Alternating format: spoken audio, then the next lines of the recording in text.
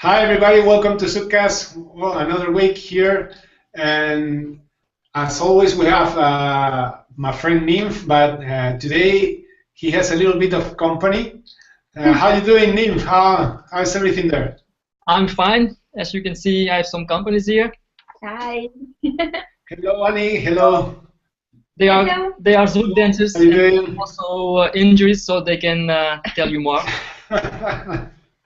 Okay, so as Nymph just said, we're talking about injuries in Zouk, and we have a very special guest just arrived from the airport. He's Leo. How you doing, Leo?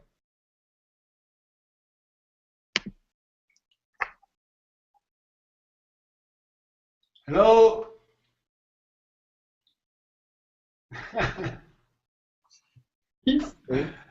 Okay, Leo, are you on your phone?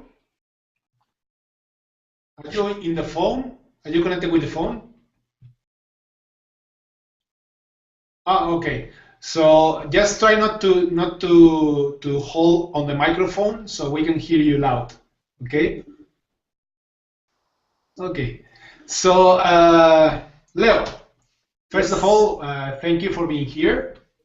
My pleasure. And we invite you to the show because we recently read in Facebook that you posted something about being safe dancing, about some injuries that you just talk about. What happened? We saw one of the students that she posted on Facebook that she had like a fracture of pinky. She had her fingers dancing, and basically was doing Zouk. And that's one point that we are always talking about during our classes in New Zealand as well. And everywhere that we go, for people to be a little bit more safe, instead to not pay attention on the dance floor, we teach all of those things. Pay attention, be safe, don't go too crazy when the dance floor is full. And unfortunately, she got hurt, and like probably should have danced. Yeah. That's all. It's not so good. So she broke the pinky, and how it happened? She posted that she broke it doing Zouk.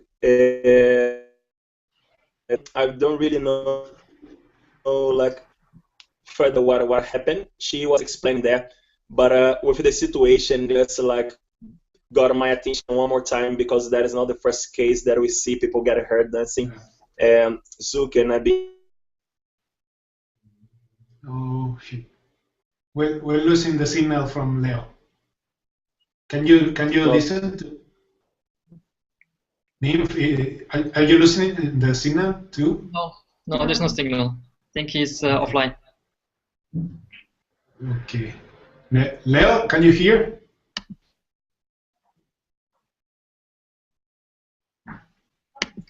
No, I think offline.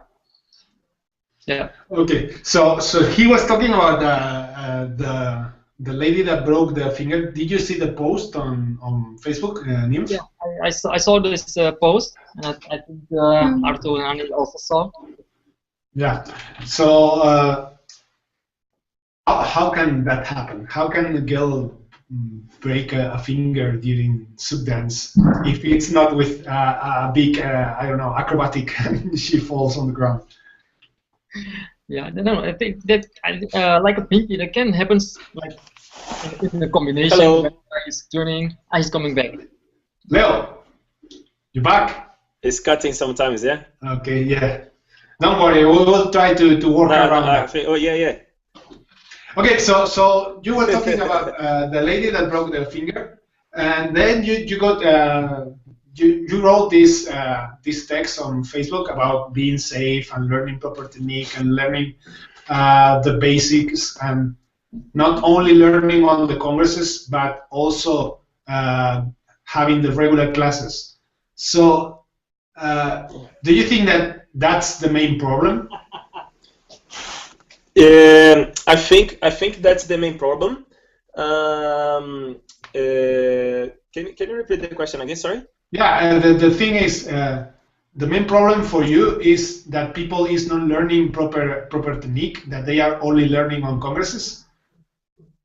In the congresses, you can actually learn the techniques, but the only problem is I think a lot of teachers so focused about to impress the student with crazy moves, Yeah. and they don't want to be the one that pass something really simple for the students, and they are scared also to the students think that like they're passing too easy things. I'm going to another class that pass more fancy things.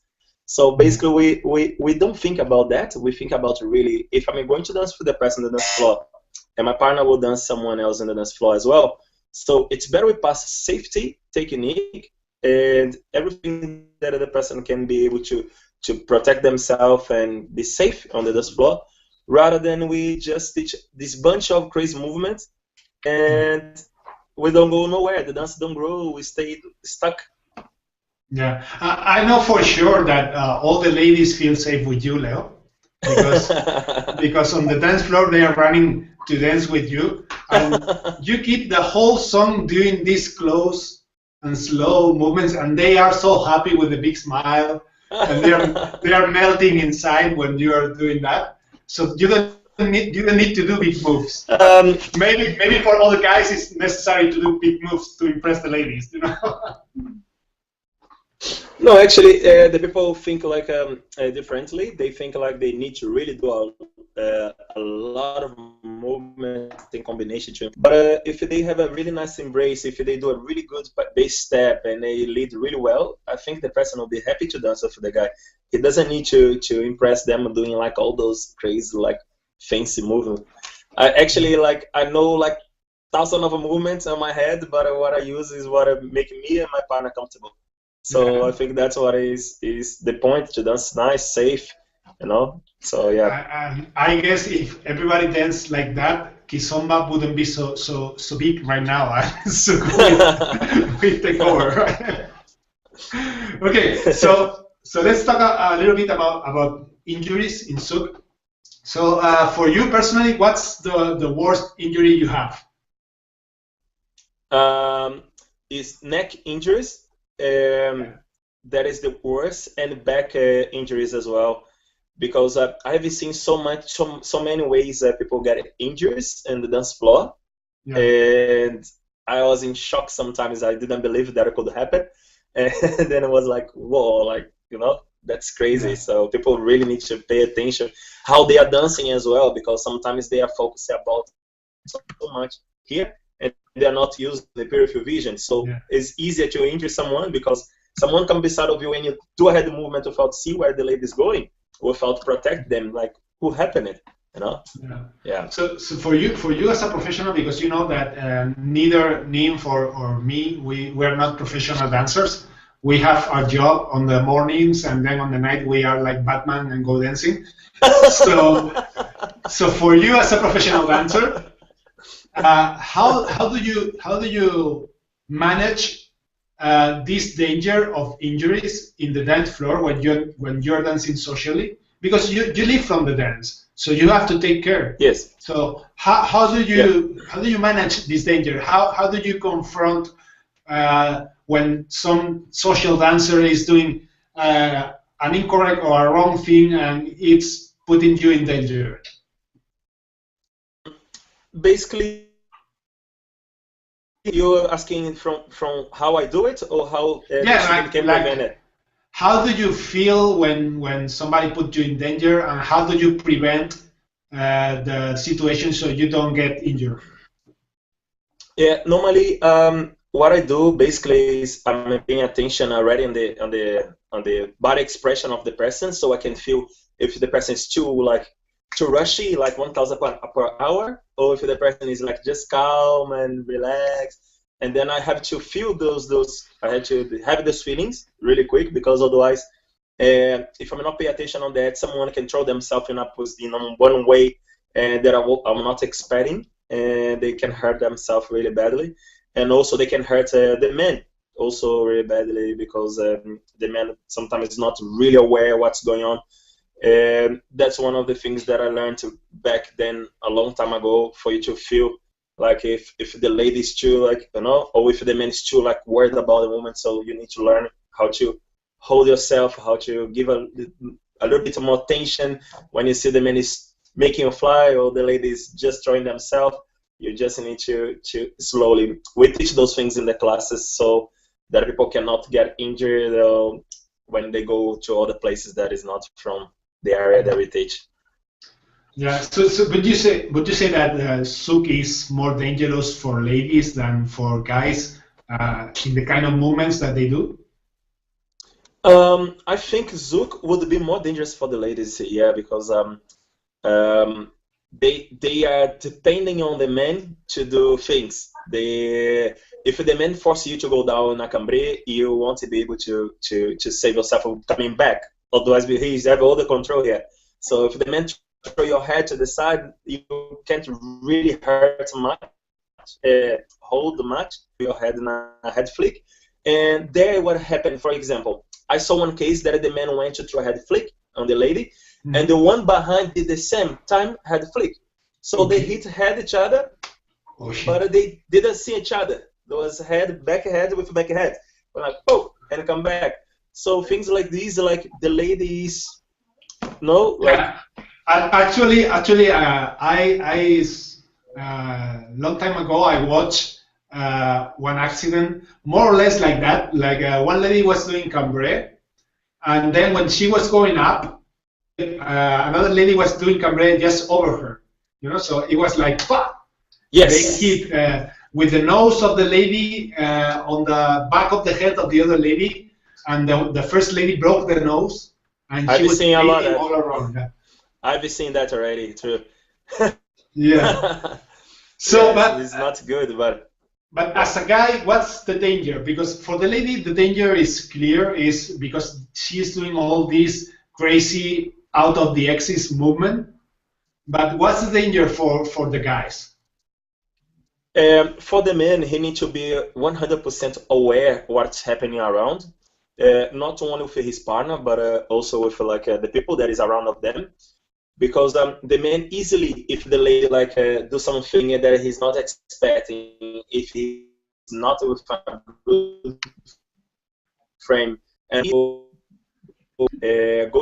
drop on the floor on top of the lady, depending how your position, if you're not have a good stability of your foot, or also if the lady is preparing to come in a head movement so quick from down here up, so if they're too close, he can hurt himself as well. So little tips that we see that are going to hurt, we prevent that. We're trying to help the people with those tips. But also a lot of the problems as well is that I saw in a lot of events is here there is like a beginner's course, and he's a kind of advanced fancy moves. A lot of people get out of the beginner's course to do the advanced move, even they knowing it's good for them to train the basic, but is also the organizers should be watching those things, because they are building the dance scene on the place, so they should be watching and work on those things as well. Understand? So yeah. Yes, say hi to him for us.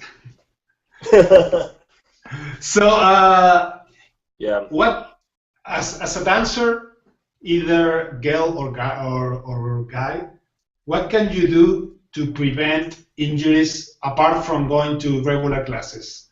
Maybe some warm up before the dance. What's your advice? I understand. I think just doing a warm up and before the dance would be good as well. And also when the men start dancing for the ladies to prevent those injuries, they could just like start like soft and relaxed and just calm, because I see a lot of time the lady do the first dance, the man is cambre, chicote, everything, had to move, flick head, flick this, and axes, and I go like, man, that was the first dance. The lady finished with her hair like this, she can't see. So it's like those things will prevent a lot of injuries, because the lady is warming up her body, and the man as well. He's warming up. He started getting aware a little bit more about the dance floor, how things going. So if you got it 100% excited and start do everything that you know on the late on the first dance, that will for sure you are ready to start the injury. Yeah. Yeah. So I have this dilemma that when I am dancing, because sometimes I have problems in my wrists. Like I'm a computer guy, so I always have problems in Yeah. my bones here. So Uh-huh. whenever a girl is pulling so much while dancing, I got pain on my forearm. You know, like it's I difficult for understand. me. So what I try to show the lady, like, please, some relaxation. I need to dance more relaxed. But sometimes it's not possible. She's not listening. And there's this moment that you're dancing and you're thinking like, I would want the song to stop right now because I'm feeling so bad during the dance. So what would you do in that situation? About the wrist, if my wrist is pain or something like that. No, not about the wrist, but about when somebody is hurting you while dancing, Yep. and you try to make them understand, like, please take it easy, but they don't understand. What do you do? Basically, what I would do is if like there's two situations. If it is the man, he's getting hurt, so he should maybe stop a little bit of do so much movement and embrace, and just come back to the basic here, and we'll do easy things with the lady, because there he knows soon he could hurt her or something like that. She could hurt him. Sorry. Yeah. And in the other case, also like the man, the lady, if she's getting hurt, I think the best way, if the man is not to understand, is for the lady to say to him, please, can you take it easy? I can't do certain movements. Can you go slow or relax a little bit more easy? And if the guy's not listening, I think she should leave and say, thank you, I won't be able to keep up because I'm feeling pain already, and it should leave.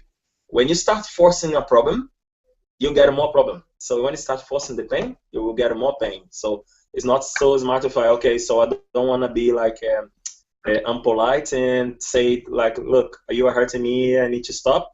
Because in the end of the day, you're going to hurt yourself anyway, and who will take care of you? Nobody. So you have to take care of yourself.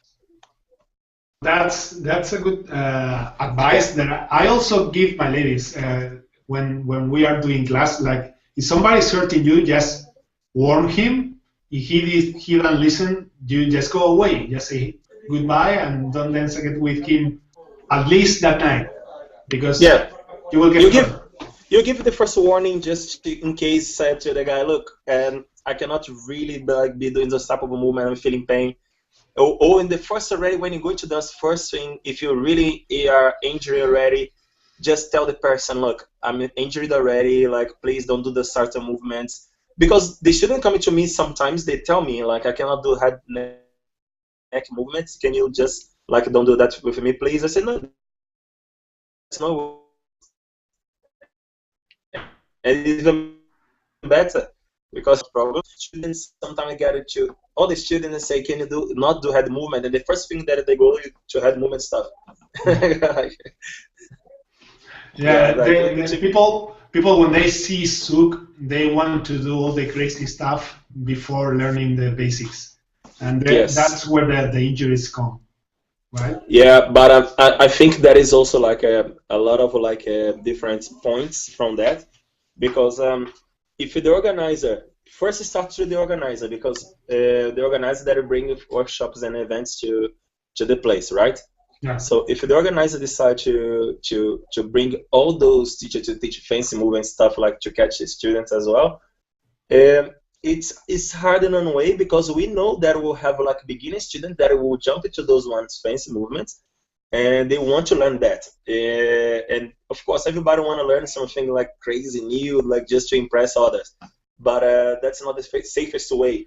You know? But do you think that's the organizer's fault, or it's the teacher's fault? Because I think that the organizer, he can say, I would like you to do this kind of class or this other kind of class, but you as a teacher, you should be able to say to the organizer, no, I think that the people need this kind of class, and I will give more technique because I saw that last night on the dance floor some crazy things.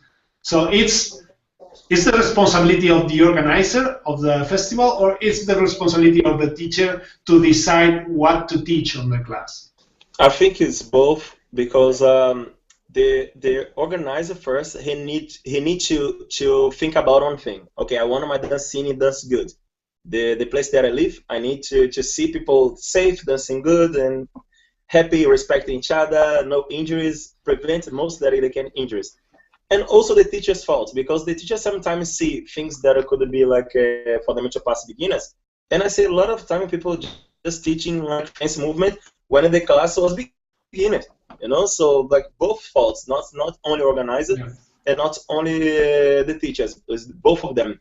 And there is another third one, the student that make the choice, they are also put themselves in a position that they can get not physically prepared to do it, you know. So for me, like things like this happen because you need to decide. Nobody build a house that start from the roof, you know. So you build to start the bottom part and then you go up and then you go up. Please, Nif, go. What I wonder is there are a lot of Zouk teachers. They are not aware of the human body. Why do you say Zouk teachers? I understood it very well. I understood that. Zouk teachers. But there is a lot. The human body, because if you do like a proper dance academy, you will learn about the human anatomy, about the body. Even psychologist, physiotherapist, you learn a lot about the body. Then you are also aware of when you teach your student, you also know what you are teaching, like what kind of technique you are teaching and what is proper for the body. But this Zouk teacher, they don't know the techniques, they don't know the human body, how it works. So they start teaching all this crap without analyzing or without being aware of what they are teaching. Like I don't know what the promo Zouk organizers are doing, but it doesn't matter for me. But I think teacher has to be like really always learning or taking classes in yoga or physiotherapy or something that they can learn about the human anatomy and then to teach more properly. Is that right? Perfect. Yes. One thing very very good that you said that there is a lot of people that is classifying themselves teachers because just because they come from Brazil, and that's not true. Sometimes you never see a person in a single congress in Brazil because they know people will look and say like, hang on, just wait. What is your professional work here? I want to see you teaching me, you know. So it doesn't mean the person coming from Brazil is a teacher. So, and a lot of people get confused for that. And then like I see a lot of people offering themselves to go to teach outside, and they think like the students see them be like they don't search for them, they don't go to look on YouTube for them, they don't go to ask where they come from. Yeah. When you have the teacher, you ask them where you come from, who you learn with, because I can tell I learned from Adil, from Renata, you know. So basically like people don't search.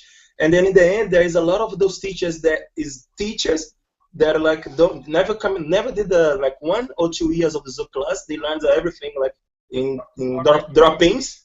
Or they're learning from YouTube. Drop-ins, and some people even learn it at the party. And then there is those new teachers, you know. So and we can spend like 5 years, 6 years training, working, going to the class every day. Like really doing a ballet class, a contemporary, like you trying to understand your body, how your body can rotate, how your body cannot rotate. So things like these make me like look and get really upset because people like sometimes never studied before, but they're like teaching there, and then is where we see like different things showing up, like different basics, different body movement, different stuff that is not matching with what we already have. You know, so I just go like, and it's just great, you know, that a Brazilian teacher tells us that, like a Brazilian guy saying, not everybody from Brazil is a good teacher. Yeah. Like, Yeah, no, actually, not everybody from Brazil is a teacher, because it doesn't mean that he came from there, he teaches there. And a lot of people think like this, like, oh, he's Brazilian, so he'll know how to samba no pé.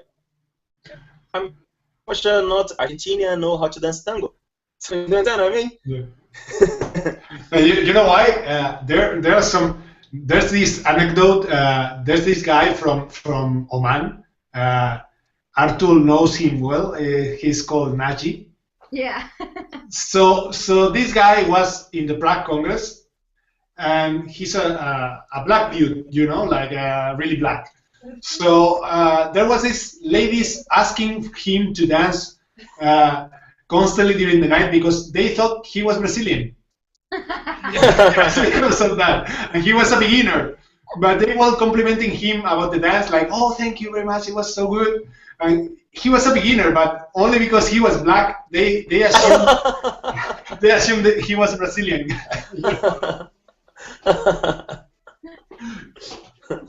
So, Leo, What? Yes. what you said something very important too.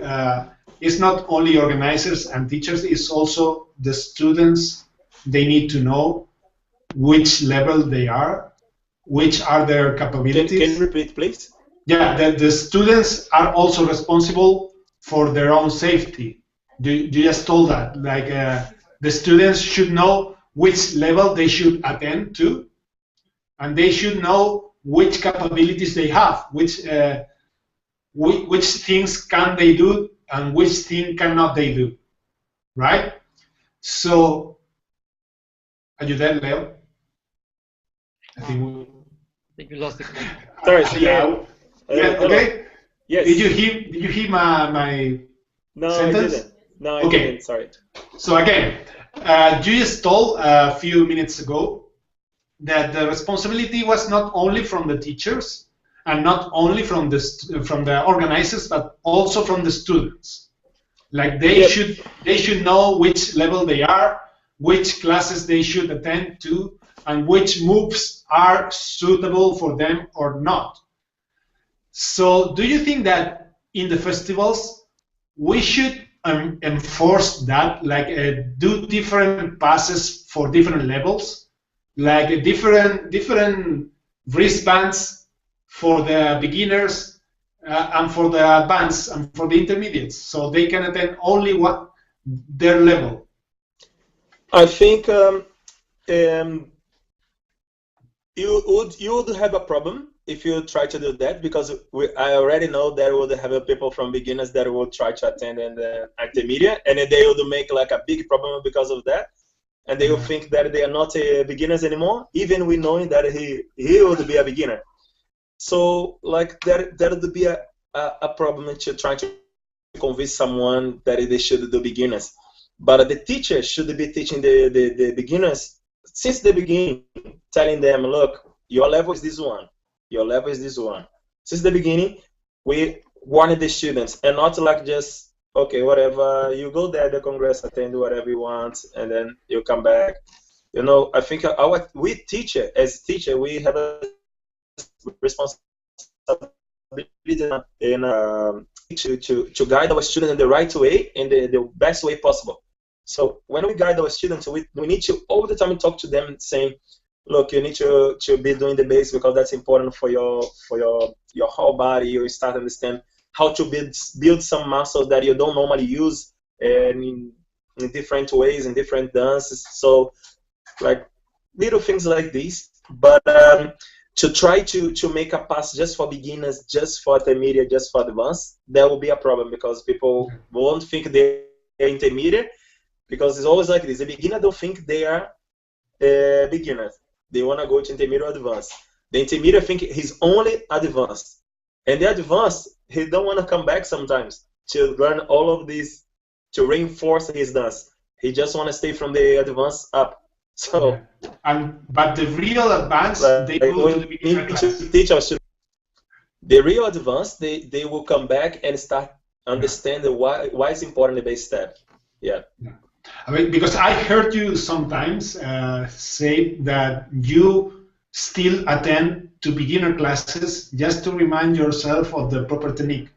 Yes. Is that right? Yes. Basically, we used to do classes from Monday to Saturday. We used to have Sunday to train at parties. Saturday we used to have as well, but I used to be at the classes every single day. If there was like a class on Sunday, I would be there as well. But I used to be there every single day doing classes from Monday to Saturday, because I think because I was already like working with dance, but not with Zouk. How important would it be if I learned everything that little techniques, everything that I could to my professional development? And that helped me a lot because that make me teach the student easier. That make me like keep my students safe or keep myself safe. So I used to also, after do beginners for a long time, I used to come back to help in the beginner classes to improve my lead, because that would help me a lot to start understand how my body can move and which time I could lead the lady, and like so things like these will change your dance. So if the person wanna really learn, they will pass through the process. If they skip process, nobody become a doctor in 3 months, right? Yeah. Yeah. So Nymph, we're running out of time. Do you have any other question for Leo? No, I don't have question. I don't know if one of these ladies says.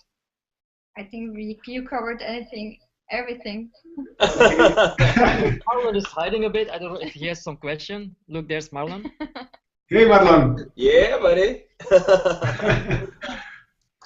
Okay, so Leo, I'm so happy to talk with you. I see you few times during the year, and I hope I could see you more. But from the first time I saw you back in 2008 in Renata Pesaña Congress, when you were in the it was company. a long time, man. Yeah, a long time ago. You remember? Yeah, I remember. I do remember that. I liked every show that you make since the one that you did with the Renata Pesaña company, with the elements, different elements that you did, like fire. The 4 elements, yeah. Yeah. Yes. That was a really nice show, and I like every show that you make until the current one that I hope to see live. Yes. And I will meet you tomorrow night on the party in Breda, because I'm flying in a few hours. Are you coming? Yeah, I am. Yeah, really? Yeah. Man. So I will see you guys. Nice. Also, I will see Artul, Marlon, and Annie, that they are with Nims. Oh yeah. This guy also. Yeah. Nice. Yeah. Nice. Yeah, so I'm so happy to have you here, and I will be even happier. My pleasure. To talk to you in person tomorrow.